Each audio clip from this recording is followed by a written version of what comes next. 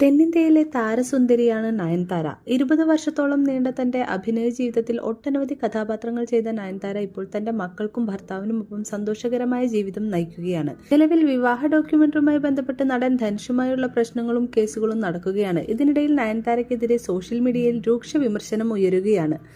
ഫെമി9 എന്ന നയൻതാരയുടെ ബിസിനസ് സംരംഭവുമായി ബന്ധപ്പെട്ടായിരുന്നു പരിപാടി. രാവിലെ 9 മണിക്കാണ് നയൻതാര പരിപാടിക്ക് എത്തുമെന്ന് അറിയിച്ചിരുന്നത്. എന്നാൽ 6 മണിക്കൂർ വൈകിയായിരുന്നു നയൻതാരയും വിഘ്നേഷ് ശിവനും ഇവിടെ എത്തിയത്.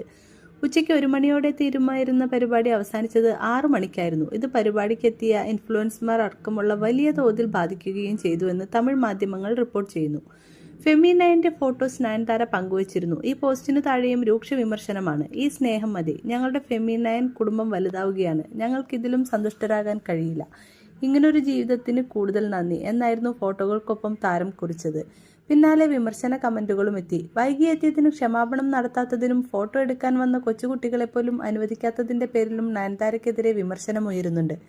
തക്ക സമയത്ത് പരിപാടിക്ക് വന്ന ഞങ്ങൾ പൊട്ടന്മാരാണോ എന്നും ഇവർ കമന്റ് ചെയ്യുന്നുണ്ട്. എന്തായാലും താങ്കളുടെ ഫോട്ടോഗ്രാഫർ കൃത്യമായി ജോലി ചെയ്തുവെന്നും ഇവർ പരിഹസിക്കുന്നുണ്ട്. സംഭവത്തിൽ പ്രതികരിക്കാൻ നയൻതാര ഇതുവരെ തയ്യാറായിട്ടില്ല.